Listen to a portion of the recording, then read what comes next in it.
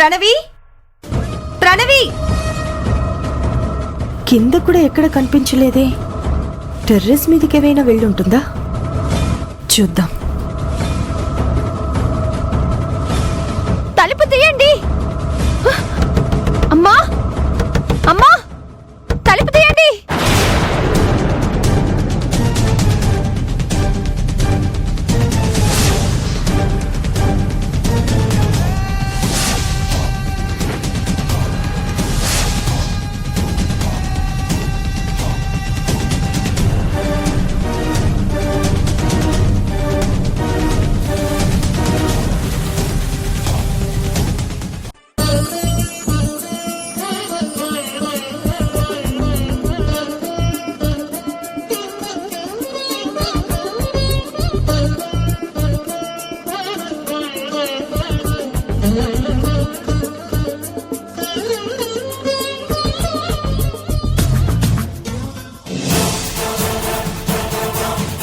పిన్నిగారు, కొత్తగా పెళ్ళైన జంటలతో ఈ బంతులాట ఎందుకు ఆడిస్తారు? ఎందుకు ఆడిస్తారంటే, బంతులాటలో కొత్త దంపతులు బంతిని ఒకరికొకరు విసురుకుంటారు. అలా విసురుకునేటప్పుడు ఒకరి భావాలు మరొకరికి, ఒకరి మనస్తత్వం ఇంకొకరికి స్పష్టంగా అర్థమైపోతుంది. ఇలా ఒకరికొకరు అర్థం అవడం వల్ల వాళ్ల మధ్య సాన్నిహిత్యం పెరిగి అన్యోన్యంగా ఉంటారని నమ్మకం అమ్మా. అవునా? గొప్ప విషయం చెప్పారు పిన్నిగారు. అదిగో ఇంద్రాణి అత్తయ్య గారు కూడా వచ్చేశారు. ఇక బంతులాట మొదలు పెడదాం. కూర్చోండమ్మా. సరే సరే, మీరు కూర్చోండి. రామ్మా, మెల్లగా.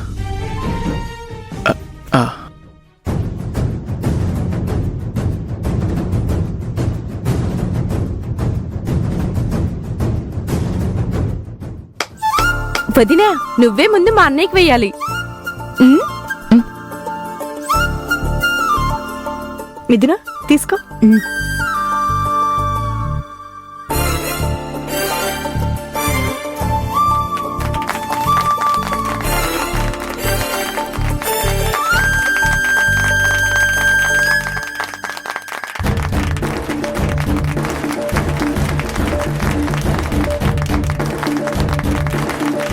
కమాన్, వేసేయ్, విసురు.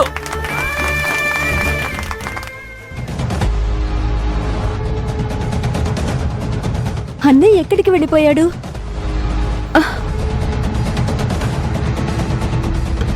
అన్నయ్య, అన్నయ్య! అమ్మా, ప్రణవి ఎక్కడా? ఇంకా రాలేదు. అదే నాకు అర్థం కావడం లేదురా. రూమ్లో లేదు. తన ఫోన్ అక్కడే ఉంది. ఎక్కడికి వెళ్ళిందో తెలియడం లేదు. మరి ఎలాగమ్మా? అన్నయ్య, రే, ఎవరైనా ఉన్నారా? సరే, నువ్వు ఒక పని చెయ్యి. నువ్వు వెళ్ళి వెతుకుతూ ఉండు. అలాగే అమ్మా, వెళ్తున్నా.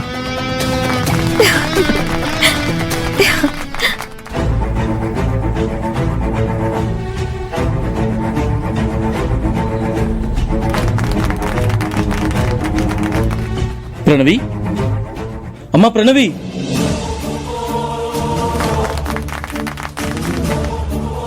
ఇదేంటి ఈ టైంలో కనపడకుండా పోయింది?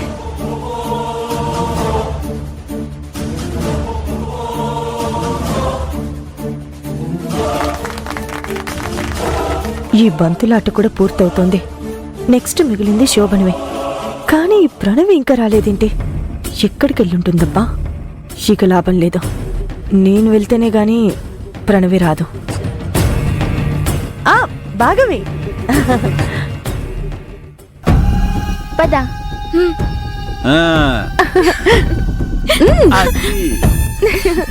అమ్మమ్మ, నువ్వెక్కడికి వెళ్ళొద్దు, ఇక్కడే ఉండు. అయ్యో, ఇప్పుడే వస్తాను. వద్దమ్మమ్మా, నువ్వెక్కడికి వెళ్ళకూడదు, ఇక్కడే ఉండాలి. అవునమ్మమ్మా, నువ్వు ఎక్కడుంటేనే బాగుంటుంది, ఎక్కడికి వెళ్ళొద్దు. ఈ పిల్లలేంటి నన్ను తగులుకున్నారు? టెర్రస్ మీదకి వెళ్తుంటే ఆపారు, ఇప్పుడు ఆపుతున్నారు. కొంపదీసి ప్రణవి ఇక్కడికి రాకపోవడానికి ఈ పిల్లలకి ఏవైనా సంబంధం ఉందా?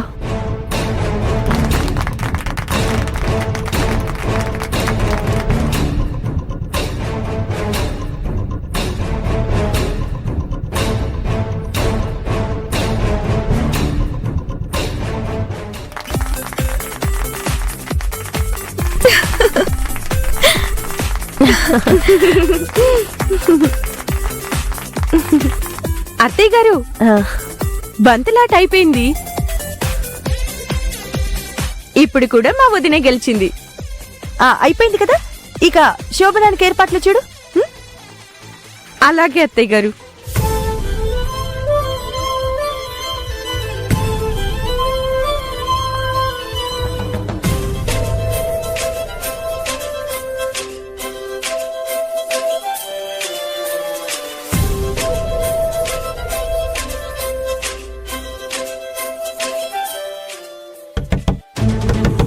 అమ్మా అమ్మా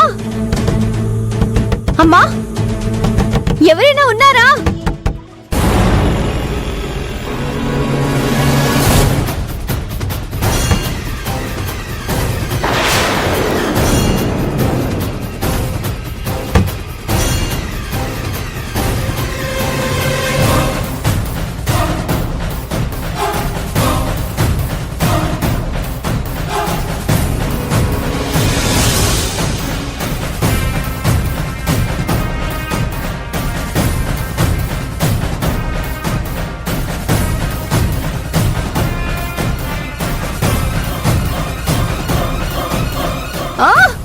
ఎవరైనా కాపాడండి!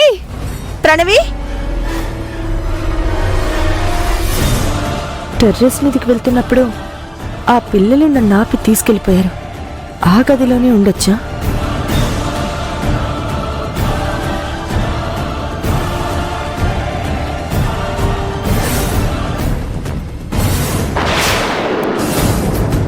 కొంపతీసి ఈ గదిలోనే ఉందా?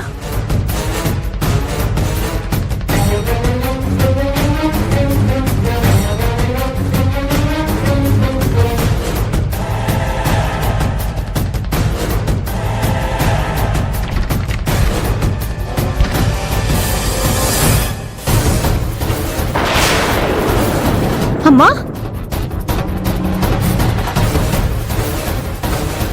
ప్రణవి, అమ్మా, నువ్వేంటి ఈ గదిలో ఉన్నావు? ఆ పిల్ల పిశాచులు చేసిన పనిది. బావ పిలుస్తున్నాడని చెప్పి నిన్నిక్కడికి తీసుకొచ్చి తలుపు గడియ పెట్టి వెళ్ళిపోయారు. నేను రాలేదు అంటే నీకు డౌట్ వచ్చి నా కోసం రావాలి కదా మామ్. ఇంతసేపు ఏం చేస్తున్నావు? అది కూడా ఆ పిల్ల పిశాచుల పని. నన్ను ఎక్కడికి వెళ్ళనివ్వకుండా అడ్డుపడి ఆపారు. వాళ్ళు మామూలు కాదు మామ్. వాళ్ళ సంగతి చూస్తాను. వాళ్ళ సంగతి తర్వాత చూద్దు గాని ముందు శోభనానికి టైం అవుతుంది, పద. నువ్వు ఏం చేస్తావో నాకు తెలీదు. మన ప్లాన్ మాత్రం సక్సెస్ అవ్వాలి. సరే, చూస్తావు కదా, వెళ్ళు, పద.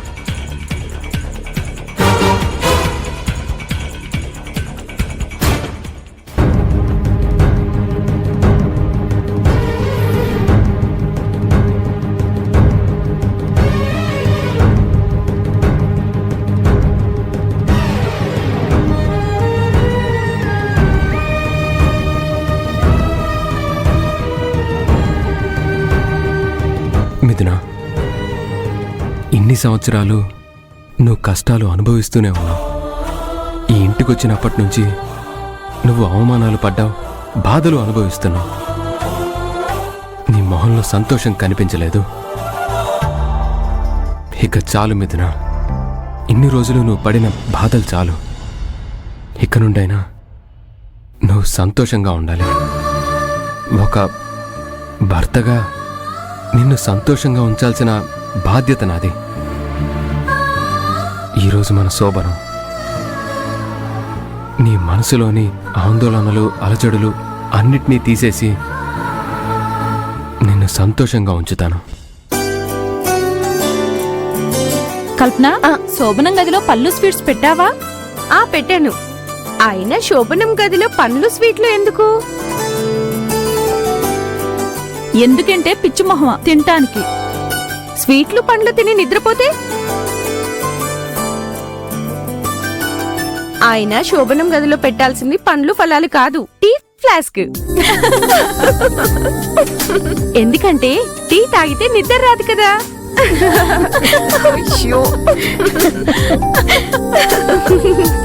బాగా చెప్పింది.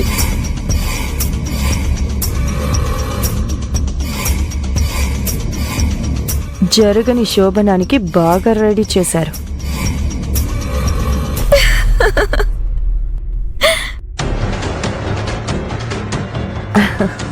అమ్మా మిథున, ఈరోజు మీ శోభనం.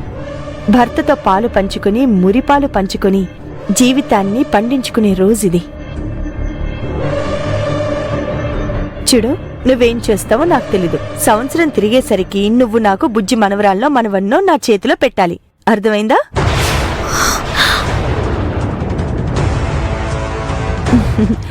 సరే సరే, ముహూర్తానికి టైం అవుతుంది, పదండి. పదమ్మా, లే. ఇదిగో.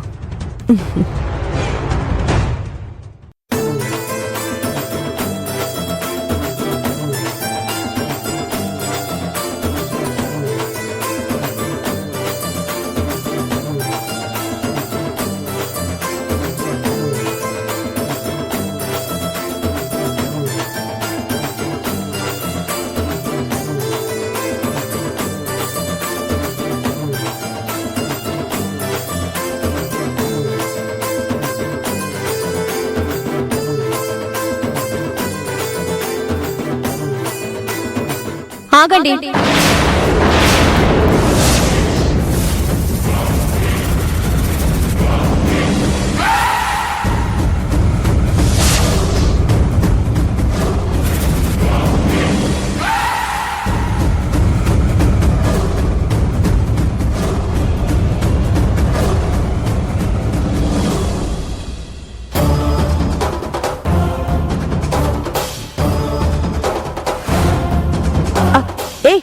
నువ్వేంటి పాల గ్లాస్తో పెళ్లి కూతుర్లా రెడీ అయ్యొచ్చా? దీన్నెందుకు ఇలా ముస్తాబు చేశారు? ఎందుకేంటి? ఈరోజు గౌతమ్ మిథునుల శోభనం. No no.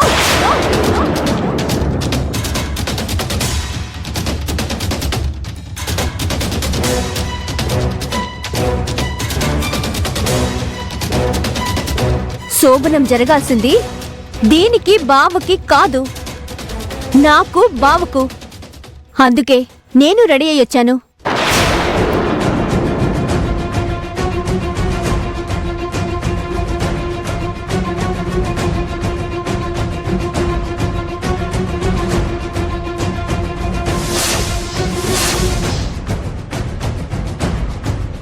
ఏయ్, నీకేమైనా మైండ్ చెడిపోయిందా? పిచ్చి పిచ్చిగా మాట్లాడుతున్నా. నీకు బావకి శోభనమేంటి? మరి దీనికి బావకి శోభనమేంటి? ఎందుకంటావేంటి? మిథున గౌతమ్ భార్య కాదు. ఇది బావకు భార్య కాదు, బావకు భార్యను నేను.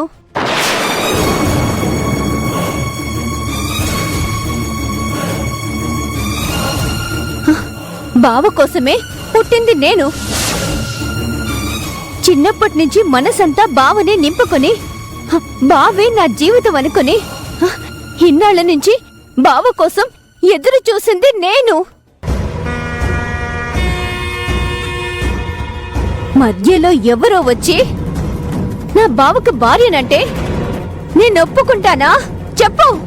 ఏయ్, నువ్వు ఒప్పుకోనంత మాత్రాన వాళ్ళు భార్య భర్తలు కాకుండా పోతారా? ఇప్పుడు అగ్ని సాక్షిగా వాళ్ళిద్దరికి పెళ్ళయింది. అగ్ని సాక్షిగా నాకు బావకు ఎప్పుడో పెళ్ళయింది.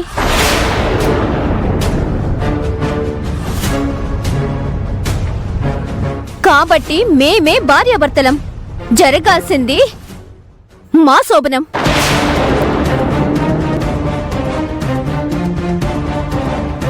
చూడు ప్రణవి, తప్పు. ఇలా మాట్లాడకూడదు. శుభమా అని శుభకార్యం జరుగుతుంటే అడ్డుపడతావేంటి? నువ్వు తప్పుకో. నాకు బావకు మధ్య తప్పుకోవలసింది ఇది, నేను కాదు.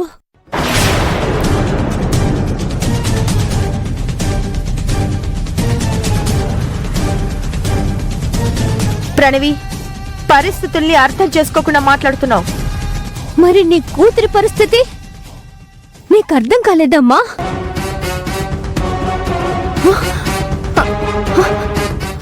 నేనేం తప్పు చేశాను? నేనే పాపం చేశాను? హ! చిన్నప్పటి నుంచి బావే నీ మొగుడు అన్నావు కదా. నేను కూడా బావే నా భర్త అవుతాడని, బావతోనే నా జీవితం అని కలలు కంటూ పెరిగాను. మరి ఇప్పుడు బావా నీవాడు కాదు, వేరొకరి భర్త అని చెప్తున్నారే. చెప్పు చెప్పు, ఇది న్యాయమా? చెప్పు.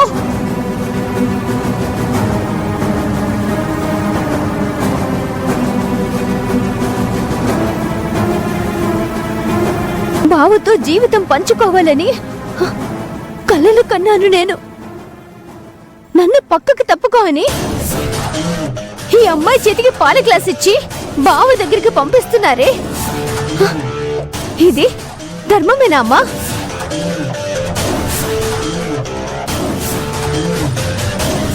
చూడు, అన్ని మనం అనుకున్నట్టు జరిగితే ఇక దేవుడెందుకే? గౌతమ్ మిథునులు భార్యాభర్తలవ్వడం ఆ దైవ నిర్ణయం. దాన్ని మనం కాదనగలమా చెప్పు? నా కడుపున పుట్టకపోయినా మిథున కూడా నా కూతురే. నా కూతురు వల్ల ఇంకొక కూతురు బాధపడ్డం నేను చూడలేనమ్మా. మీ అక్క జీవితానికి అడ్డుపడకు, వాళ్ళని సంతోషంగా ఉండనివ్వు. కుదరదు.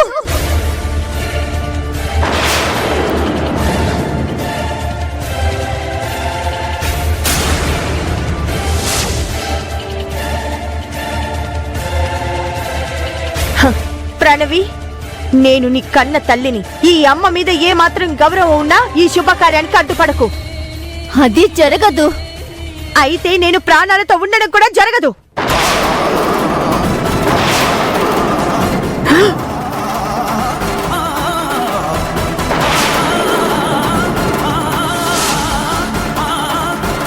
అయ్యో అత్తయ్య గారు, అంత మాట అనకండి. ప్రణవి వల్ల మీ ప్రాణాలు తీసుకుంటారా? నా కళ్ళ ముందే ఇలా జరుగుతుంటే చూస్తూ ఉండడం కంటే చావడమే మేలు. అయ్యో పిన్ని,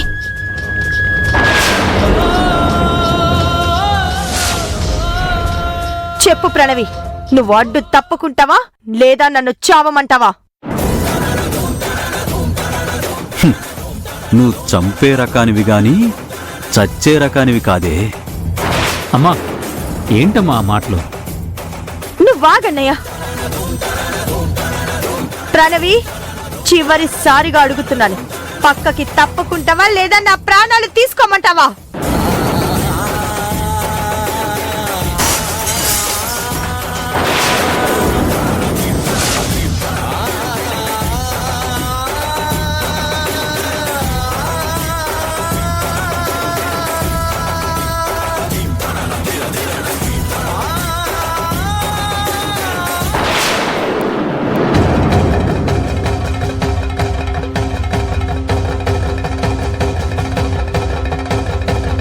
చూడమ్మా మిథున, ప్రణవి తరపున నేను క్షమాపణలు చెప్తున్నాను. జరిగిన దానికి బాధపడకుండా జరగాల్సింది చూడమ్మా. శోభనానికి టైం అవుతుంది. అవతల గౌతమ్ వెయిట్ చేస్తుంటాడు. వెళ్ళమ్మా. అక్కయ్య గారు తీసుకెళ్ళండి. మిథున, పదమ్మా. మనం చేసిన రచ్చకి ఇది శోభనం గదిలోకి అడుగుపెట్టే ప్రసక్తే లేదు. అవునమ్మా, మన ప్లాన్ సక్సెస్. అది లోపలికి వెళ్ళదు. మిథున, ఏంటమ్మా ఆలోచిస్తున్నావు? పద.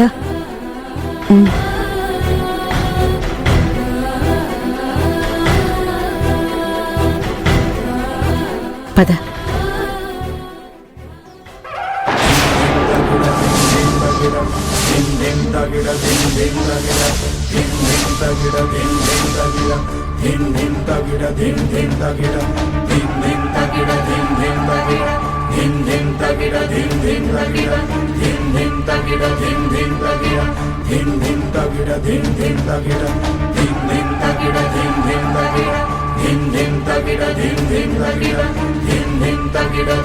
ఏంటమ్మా ఇది? నాకు అది అర్థం కావడం లేదు.